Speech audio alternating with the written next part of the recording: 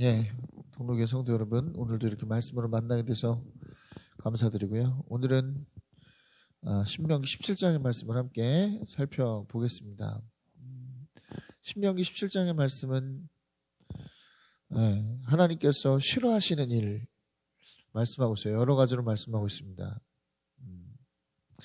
하나님께서 역겹다고 하는 표현도 쓰시고, 그죠?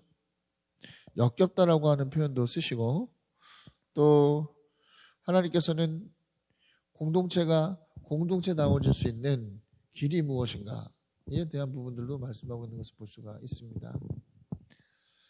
이 시간 이 말씀을 통해서 하나님께서 우리 가운데 이것을 통해서 무엇을 우리가 또 변화시켜 나아가기를 원하는가, 또 무엇을 우리가 깨닫기를 원하는가, 우리가 온전히 생각해 볼 수 있는 시간이 될 수 있기를 바라겠습니다. 자, 첫 번째 단락입니다. 1에서 7절, 역겨운 일입니다. 역겨운 일. 자, 본 단락에서는 하나님께서 보시기에 역겨운 일에 대한 이야기를 하고 있어요. 어떤 때 역겹다고 하나님 하셨느냐? 첫 번째는 흠이 있고 악질 있는 소나 양을 하나님께 제물로 바칠 때 하나님은 역겹다라고 말씀을 하셨습니다. 또 두 번째는 어떤 때냐? 다른 신을 섬기고 해와 달과 별에게 절할 때 하나님은 역겹다라고 말씀하고 있는 것을 볼 수가 있어요. 자, 그렇다면 역겹다라고 하는 하나님의 반응, 이게 구체적으로 어떤 뜻인가를 먼저 생각해 봅시다. 이 역겨운 일이란 히브리어로 토에바라고 하는 단어를 씁니다. 개역개정에는 가증하다라고 하는 표현으로 되어 있는데요. 히브리어 원어로 보면 토에바라고 하는 단어를 썼어요. 자, 이 단어의 뜻은 세 가지 정도로 우리가 정리해 볼 수 있는데, 첫 번째는 혐오스럽다라고 하는 그런 뜻을 갖고 있습니다.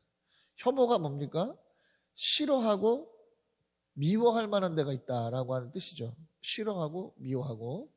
또 두 번째, 가증스러운 것이다라고 하는 뜻이 있어요. 이것은 뭐냐면 몹시 괘씸하고 얄미운 감정을 말하는 것이죠.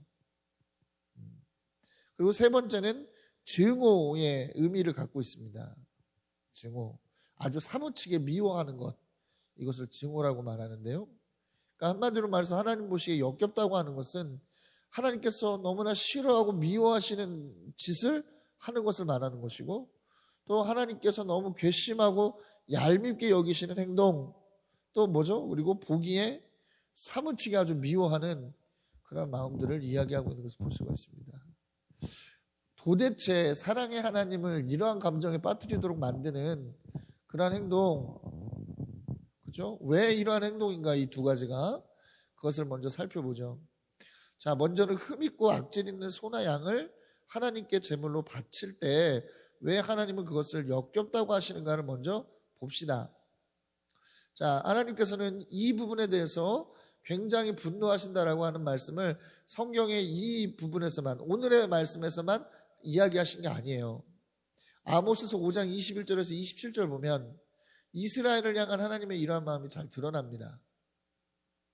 흠없는 거, 아무 제물이나 갖다 바치는 이스라엘의 이러한 모습을 하나님께서 굉장히 역겨워하시고 굉장히 보기 싫어하시는 모습이 아모스서 5장 21에서 21절에 드러난다는 얘기예요.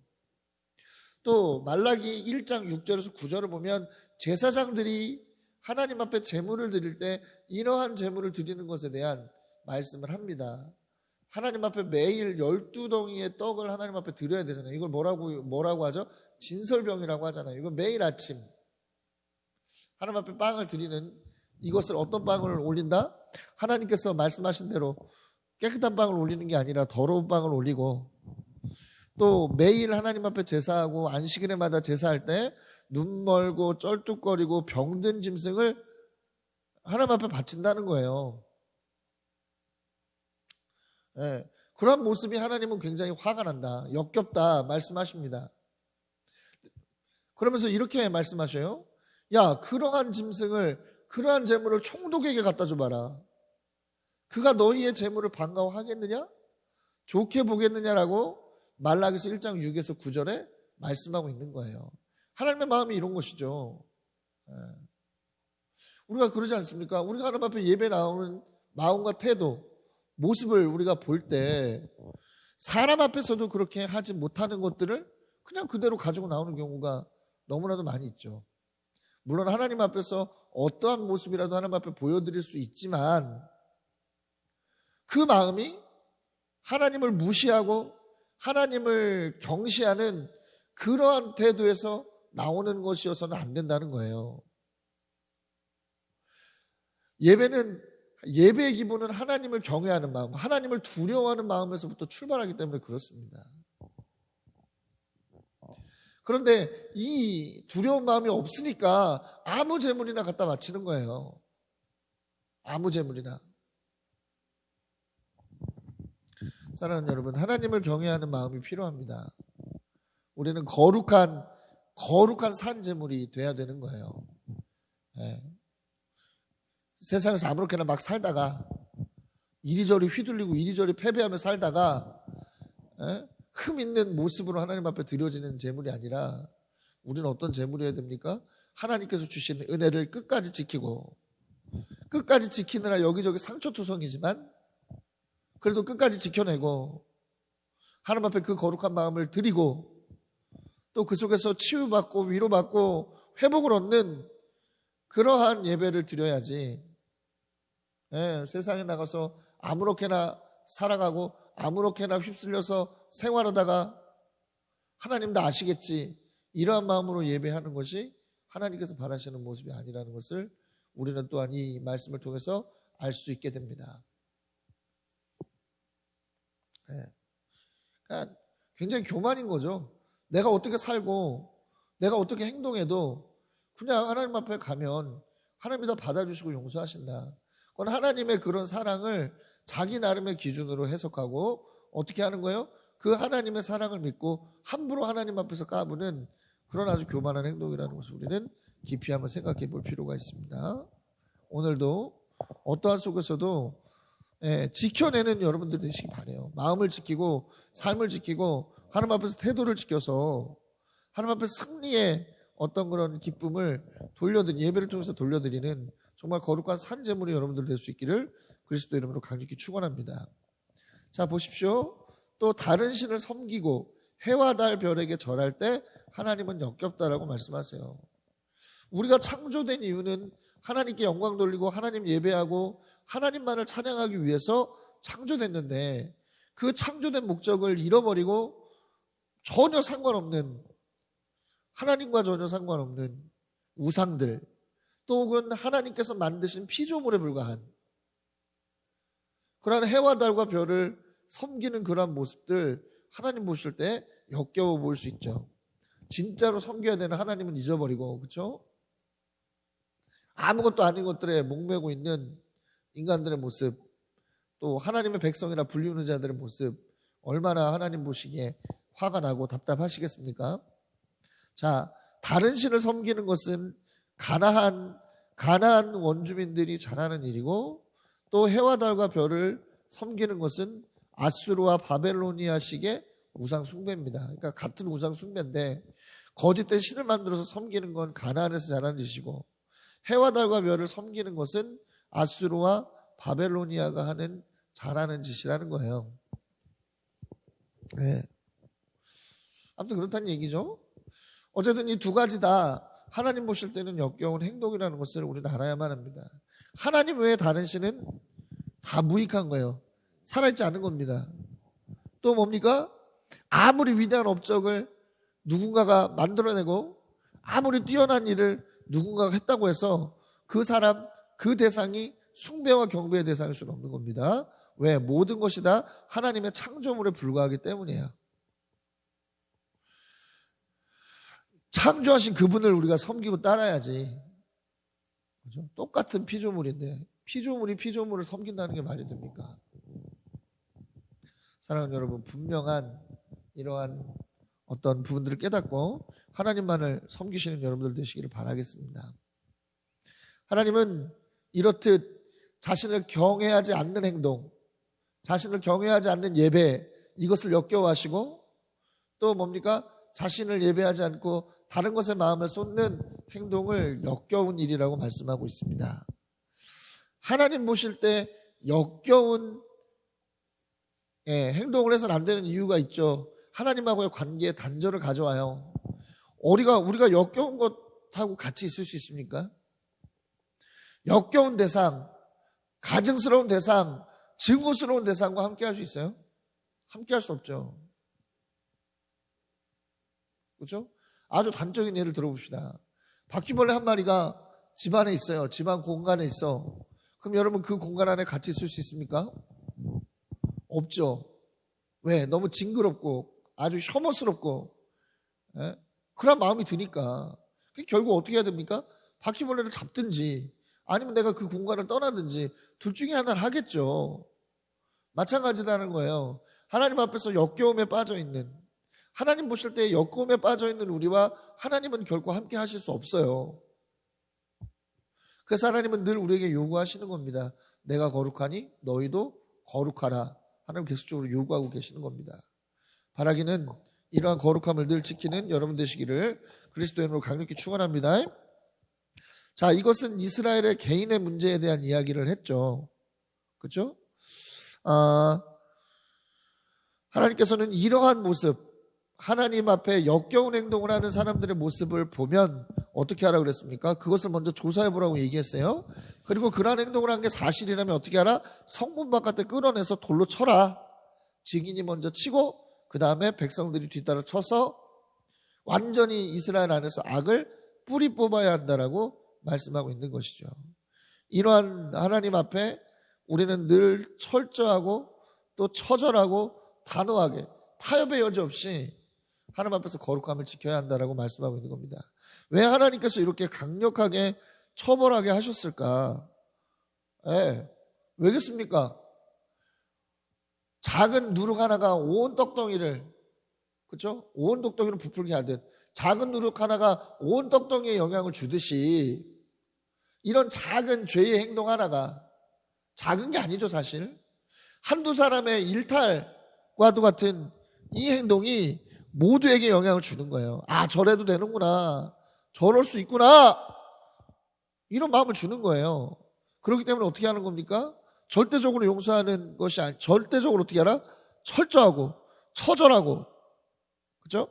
강력한 치리를 통해서 공동체 안에 하나님을 향한 거룩함을 지키라는 그러한 의미를 갖고 있는 거예요. 우리는 늘 얘기하죠.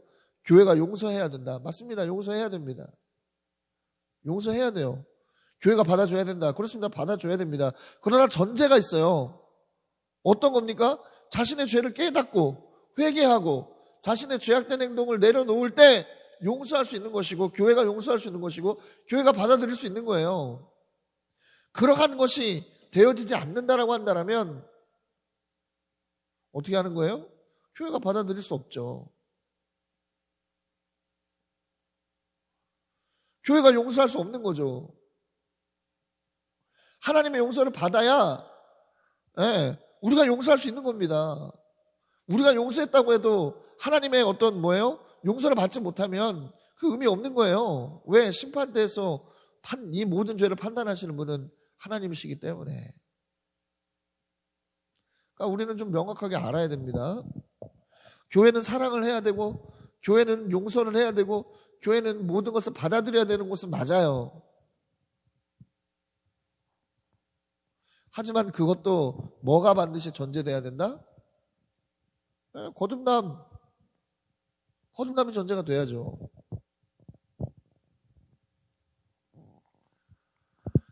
차별금지법에 대해서 교회가 경계하는 이유도 바로 여기 있어요. 동성애자들? 그들도 구원받을 수 있는 여지가 있는 사람들이죠. 그죠? 그들의 죄나 우리의 죄나 50부 100부 아니겠습니까? 하나님 볼 때는. 하나님이 볼 때는 동성애도 역겹고, 하나님을 경외하지 않고, 하나님을 경외하지 않고 하나님 앞에서 말도 안 되는 행동하는 거, 하나님을 가볍게 여기면서 예배하는 것도 똑같이 죽일 행동이고, 또 하나님이 아닌 다른 것을 의지하고 섬기는 것도 하나님 앞에서 죽일 행동이에요. 동성애만 그런 게 아니라 모두가 다 그렇습니다. 그런 차원에서 본다면 동성애자들도 하나님 앞에 구원받을 수 있는 길이 있는 거죠. 그러나 다만 뭡니까? 그거 이전에 뭐가 있어야 되는 거예요? 동성애적 행동에 대해서 죄라는 것을 깨닫고 그 부분들을 내어놓고 그 부분들을 하나님 앞에 버리고 거룩해지는 과정을 거쳐야 교회가 온전히 형제요 자매로 받아줄 수 있는 것이지, 그게 되지 않으면 어떻게 그것들을 받아들일 수 있습니까? 그런데 이 차별금지법은 뭘 못하게 하는 거예요? 그들에게 이것이 죄라고 하는, 그들에게 이것이 죄라고 하는 일깨움, 죄라고 하는 가르침을 하지 못하게 만드는 겁니다. 회개할 수 있는 기회를 놓치게 하는 거예요. 그래서 이 법이 발동되는 것을 교회가 경계하는 거예요. 교회가 무슨 소수자들을 억압하고 차별하자는 입장에 동의해서가 아니라, 동성애는 명백히 성경에서 정한 바 죄악된 행동이기 때문에 교회는 영혼을 사랑하고 영혼을 건지고 영혼을 구하고 영혼을 돌보는 것이 사명이기 때문에, 그렇기 때문에 이 동성애를 반대하는 거라는 거죠. 이 차별금지법을 반대하는 것이라는 거죠. 기억하시기 바랍니다. 하나님 앞에 가증스러운 행동을 버려야 돼요. 얼마나 하나님을 우습게 알면 그런 요구를 하는 겁니까? 도대체가 얼마나 하나님에 대한 경외감이 없으면 그런 요구를 하는 거예요. 도대체가 이러한 부분에 있어서는 단호함이 필요합니다. 우리 가운데는. 기도하는 여러분 됩시다. 그리고 또 뭐예요? 우리 자신을 돌아봐요. 늘 동성애자들을 걱정하기 이전에 우리 자신을 먼저 돌아봐요. 우리 안에 하나님 보시기에 역겨운 마음이 있진 않은가? 하나님을 예배할 때, 하나님 앞에 나아갈 때 하나님을 우습게 여기는 마음이 있진 않은가? 또 하나님의 다른 것을 의지하며 살면서 겉으로는 하나님의 성도라고 자신하는 우리의 연약함은 있진 않은가? 한번 깊이 돌아보시길 바랍니다. 바라기는 이러한 것을 통해서 승리하는 여러분들 되시기를 그리스도 이름으로 강력히 축원합니다. 자, 8절에서 13절 재판의 권위입니다. 재판의 권위. 자, 재판에 대한 부분을 말씀하고 있어요. 이것 참 공동체 안에서 이 재판은 굉장히 중요합니다. 네. 왜요? 온전하게 재판이 이루어질 수 있어야 공동체 안에서 거룩한 것과 거룩하지 못한 것을 구분해서 경계를 삼을 수 있을 거 아닙니까? 교회 안에 이러한 치리가 살아있지 못하면 교회는 어떻게 돼요? 더러운 것이 들어와도 스스로 정화할 수 없는 그런 지경에 빠지는 거죠. 자, 깊이 한번 들어가 보죠. 판결하기 어려운 분쟁이 생기거든 하나님이 택하신 곳으로 사건을 가지고 가라 말씀합니다. 이게 뭐냐면 쌍방이 팽팽하게 대립되는 경우 어떻게 해야 돼요? 이것은 어떻게 독단적으로 결정할 수 있는 부분이 아니니까 하나님께서 정하신 곳, 보통은 성막을 의미합니다. 성막을 가서 또 재판을 받는 거죠. 그러니까 지방에서 분쟁이 일어나도 해결할 수 없으면 어떻게 하는 거예요? 상급 법원에 가는 거예요. 지방에서 일이 일어났는데 이게 해결이 안 됐어. 그럼 어디로 가는 거예요? 우리가 고등법원 가고 또 어디 가죠? 대법원 가듯이 지금 이 예루살렘에 있는 어디를 가는 거예요? 상급 법원으로 이거 재판을 갖고 가는 겁니다. 이 굉장히 얼마나 대단한 이 제도입니까 이게? 하나님은 억울한 죽음을 굉장히 싫어하신다고 우리는 모세오경을 살펴보면서 계속적으로 우리 알고 있잖아요. 그래서 도피성도 만드신 거 아니에요? 그러니까 하나님은 억울한 죽음에 대해서 굉장히 경계하세요. 하나님은 그때 당시 기준으로 볼 때 상상도 할 수 없는 이런 인권의 길을 여시는 거야. 야, 지방법원에서 해결하기가 어려운 곤란한 그런 부분이야. 그럼 중앙으로 한 번 더 재판을 받는 겁니다. 얼마나 이 놀라운 인권의 향상입니까? 그러니까 인권이라고 하는 거는 하나님하고 연결해서 생각할 수밖에 없다니까요. 인간 스스로가 잘나서 똑똑해서 인권이 있는 게 아니라 하나님께서 보장해 주셨기 때문에 인권이 있는 거예요. 이런 부분들 좀 우리가 생각해 볼 필요가 있어요. 자, 어쨌든 하나님 택하신 곳으로 사건을 가져가면 제사장이 있고 또 직무를 맡은 재판장이라는 존재가 있습니다. 자, 제사장 외에 또 재판장이라고 하는 존재가 있다는 거예요. 처음엔 재판장을 제사장이 겸했는데 시간이 지나면서 재판장이라고 하는 새로운 직급이 생겨나게 되었습니다. 예. 처음에는 가장이나 집화장의 의미였다가 나중에는 사사가 재판장의 역할을 했고, 또 이런 부분들이 왕정시대로 넘어가면서 장로, 그리고 왕 스스로가 재판관이 될 때도 있었습니다. 그러면서 점점 하나의 고유직책으로서 재판관이라고 하는 그룹들이 생겨나기 시작을 했어요.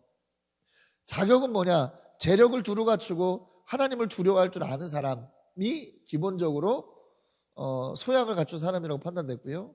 또 두 번째는 지혜롭고 하나님의 말씀에 능통한 사람, 그리고 공의로 판단할 수 있는 사람이 재판장으로 선정되었습니다. 아무나 돈이 있고 힘이 있다고 되는 게 아니라 이런 재력과 학식과 지혜를 두루 갖춘 존경받을 만한 인물이 재판장이 되었다는 거죠. 예. 그들은 하나님의 말씀을 가지고, 율법이죠. 그때 당시에는 하나님의 율법을 가지고 재판의 근거를 삼았습니다. 그리고 판결을 내렸어요. 중요한 것은 뭐냐면 판결이 내려지면 그 판결에 복종해야 했다는 거예요. 그대로 지켜야 했다는 겁니다. 판결에 거역하면 죽어야만 했어요. 왜? 판결을 거역하는 일 자체가 악한 일이라고 하나님 앞에서 여겨졌기 때문입니다. 그리고 이렇게 확실하게 재판 결과에 대한 권위를 보장해줘야 온 백성이 듣고 그 재판을 결과를 두려워하고 재판 결과가 하찮아지지 않기 때문에 그렇다는 것이죠. 여러분 생각해 보세요. 재판이란 게 뭡니까? 법을 공정하게 집행함으로써 나라의 기강을 세우는 일이지 않습니까? 그래서 삼심제라고 하는 것들을 거쳐서, 나라의 법도 삼심제라고 하는 것을 거쳐서 정확하게 판결이 끝나면 그게 어떻게 되는 거죠? 그 다음부터는 이제 판례라고 하는 것으로 나라의 기강, 나라의 나라의 어떤 기준이 되어집니다. 법의 기준이 되어져요. 그러니까 재판이 중요한 것이고 재판이 왜곡돼서는 안 되는 것이죠. 그리고 마찬가지로 뭡니까? 재판이 끝나면 당사자들은 그것에 승복을 해야 되는 거예요. 승복하지 않으면 어떻게 됩니까? 더 혼란에 빠지죠.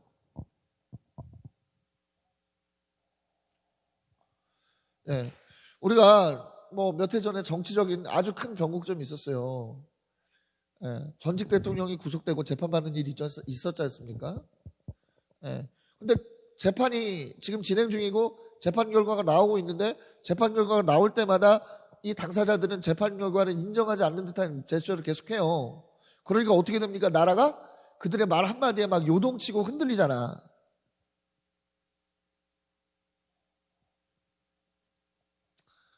예. 이러면 안 된다는 거예요. 하나님의 말씀대로 재판이 이루어졌지 않습니까?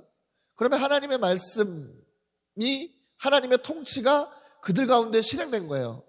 그런데 이 재판 결과를 인정하지 않는다고 한다는 것은 뭐예요? 하나님의 통치를 받아들이지 않겠다라고 하는 것과 마찬가지가 되어지는 거죠. 그렇기 때문에 결과를 더욱더 두려워하고 하찮게 여겨서는 안 되는 것입니다. 이것은 지금의 시대도 마찬가지예요. 교회 안에 분명히 질서가 있기 때문에 교회에 법이 있고 교리와 장정이라고 하는 법이 있습니다. 장정이라고 하는 법이 있어요. 성도는 이 장정이라고 하는 법을 따라야 하는 것이죠. 그래서 장정이 그냥 나온 것이 아니라 성경적 기준을 가지고 만든 것이기 때문에, 제도적 기준을 만든 것이기 때문에 우리는 이것을 따라야 되죠. 그런데 교회 치리에 대한 불복과 소송이 지금 한국교회 안에 너무 횡행합니다. 교회가 결정하면 그걸 받아들이는 게 아니라 소송을 가는 거야, 사회법으로.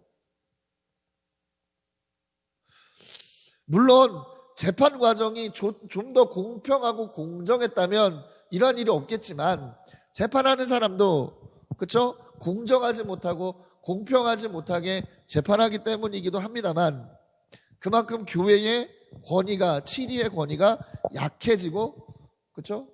훨씬 더 떨어졌다는 것을 드러내는 것이죠. 자꾸 그러다 보니까 하나님의 말씀, 하나님의 뜻이 교회 안에서 이루어지고 실행되기보다는 힘있고 돈 있는 사람의 생각과 판단에 따라 교회가 움직여지는 일들이 자꾸만 일어나는 거예요. 걱정이고요. 그래서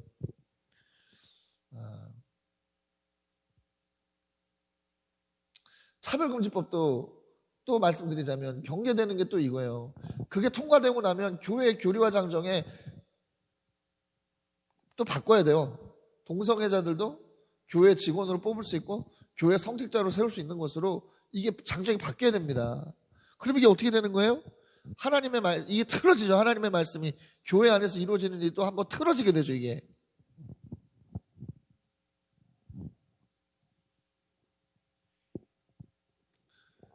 얼마 전에 퀴어 축제 가서 축복했던 목사도 지금 교리와 장정을 통해서 지금 면직 이상, 출교 이상의 어떤 그런 징계를 받을 것이 지금 예상되는데 지금 소송으로 가겠다고 벌써부터 지금 준비하고 있죠. 이런 일들이 자꾸 일어나게 되는 거예요. 문제입니다. 우리는 이러한 때 바울의 권면을 생각해 볼 필요가 있어요. 고린도전서 6장 1에서 8절을 보면 성도들이 세상을 판단하는 것이지 세상이 교회를 판단하게 해서는 안 된다라고 말합니다. 이게 무슨 말이냐면 교회에서 일어나는 일은 교회 안에서 끝내라. 세상법으로 가져가지 마라. 지금 이 얘기를 하고 있는 겁니다. 이것은 뭐예요? 교회 안에서 치리가 먹히지 않는 것은 부끄러운 것이다라고 말씀해요. 그리고 교회의 재판을 따르지 않는 것 자체가 이미 너희들은 실패한 것이다라고 이야기하고 있는 거예요. 뭐가 실패한 거예요? 하나님의 말씀이, 하나님의 통치가 이 공동체 안에 실현되는 것에 실패했다는 것을 말하고 있다는 것이죠. 실패를 자인하고 있다는 것을 말하고 있는 거예요. 이러니 세상이 교회를 어려워하고 교회를 인정할 수 있겠습니까? 불가능하죠. 교회가 가벼워질 수밖에 없는 것이죠. 교회는 성경적 질서와 교리적 질서가 온전히 세워져야 돼요.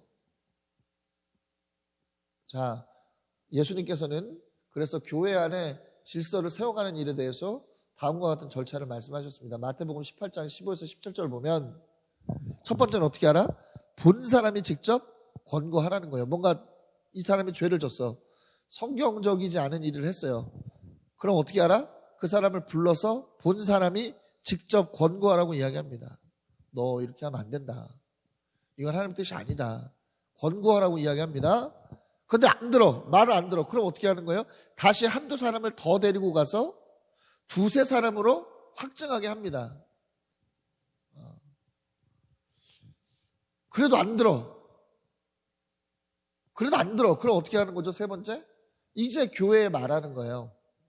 그럼 이제 교회의 공적인 절차를 따라서 그 사람에게 권면이나 징계가 내려가죠. 그럼 어떻게 됩니까?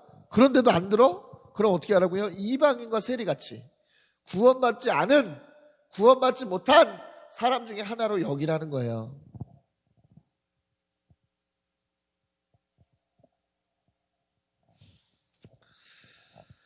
자, 사도 바울도 고린도전서 5장을 통해서 음행한 성도들을 감싸준 고린도 교회의 문제를 지적하고 있습니다. 그러면서 누룩이 온 덩어리에 퍼지는 것이라고 말씀하고 있어요. 형제에 대해 죄에 대해서 단호하라.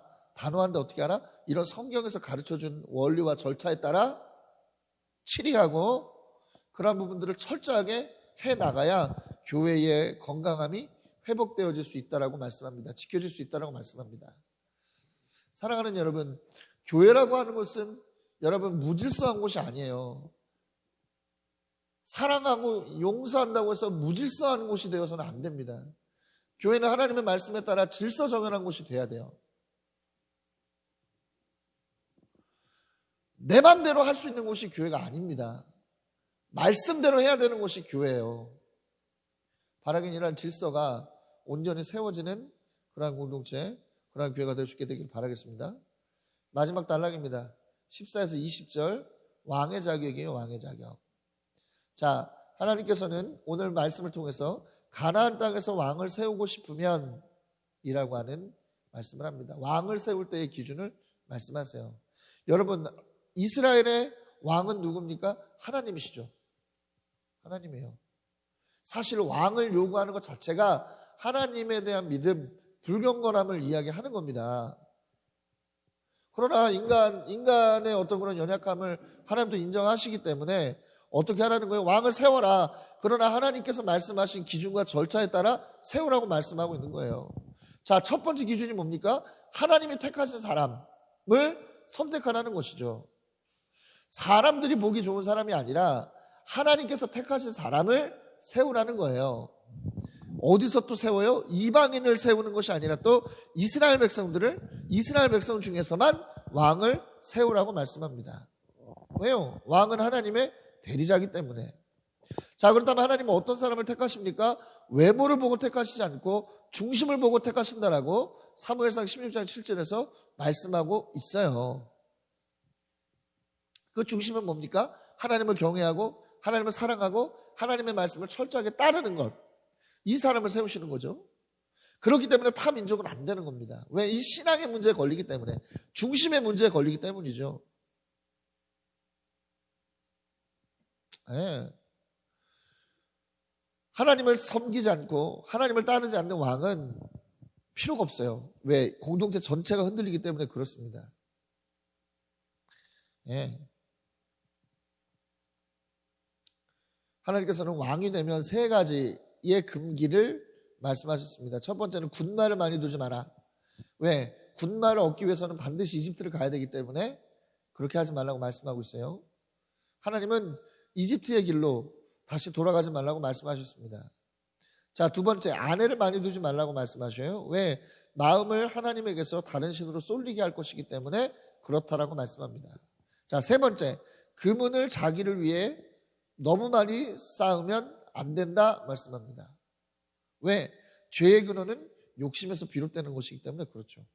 한번 금은을 쌓기 시작하면 더 갖고 싶은 게 사람의 자연스러운 욕심이죠. 그러면 하나님보다는 물질적인 것에 더 마음을 빼앗기게 될 것이 너무나 자명한 일입니다.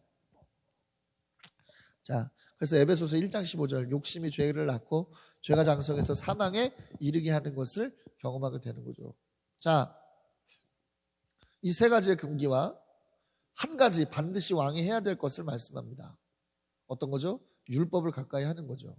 하나님의 율법을 두루마리에 옮겨 적어서 늘 읽고 하나님 그것을 통해서 하나님 경외하기를 배우고 또 성실껏 지키는 것을 명령합니다. 자, 마음이 교만해져서 자기 결례를 업신여기지 않고 또 계명을 떠나 좌우로 치우치지 않으면 그와 그 자손이 오랫동안 것이라고 약속하셨습니다. 말씀대로 철저히 하면 영원한 왕국을 약속하고 있는 것이죠. 자, 솔로몬 왕은 하나님의 이러한 약속이 얼마나 철저하게 이루어지는가를 잘 보여주는 그러한 인물입니다. 그는 왕이 됐고 아버지 다윗에 이어서 왕이 됐고요. 그는 하나님께서 명령하신 모든 금기를 다 어깁니다. 그는 군마를 많이 뒀어요. 역대하 1장 15에서 17절 보면 군마, 이집트에서 말을 사서 군마를 사서 쟁여두었습니다. 또 뭐 했어요? 아내를 많이 두었어요. 그것도 이방 여인을 아내로 두었습니다. 열왕기상 11장 1에서 13절 보면 아내를 많이 두었고 그 아내들이 결국엔 솔로몬 왕의 마음을 하나님께로부터 돌리는 일을 하죠. 하는 말씀대로 됐어요. 또 역대하 1장 15절을 보면 은과 금이 돌처럼 흔했다라고 말할 정도로 자신을 위해서 은과 금을 쌓는데 열심을 냈습니다. 그 결과가 어땠습니까? 솔로몬 왕도 무너졌죠. 그래서 결국 어떻게 됐어요? 이스라엘 왕국이 10개와 2개로 나눠지는 손해를 보게 됐잖아요. 리더의 자리는 그만큼 무겁습니다. 더욱더 하나님을 의지하는, 두려워하는 사람은 리더가 돼야 되고 리더의 자리에서 하나님의 말씀을 더욱더 철저히 지키는 일들이 필요하다는 것이죠. 우리는 리더가 돼야 됩니다. 더 하나님께서 우리 가운데 더 큰 일을 맡기실수록 우리는 하나님의 말씀, 하지 말라는 것은 더 하지 말아야 되고 하라고 하신 것은 더 열심히 하는 사람들이 되어야 할 것입니다. 바라기는 오늘도 이러한 일들에 애쓰는 여러분들 되시길 바라요. 그럴 때 우리는 역겨움이 아니라 하나님의 기쁨이 될 수 있음을 기억하십시오. 자, 이러한 일들이 온전히 여러분들 가운데 오늘 하루의 삶을 통해서 이루어질 수 있게 되길 그리스도 이름으로 강력히 축원합니다.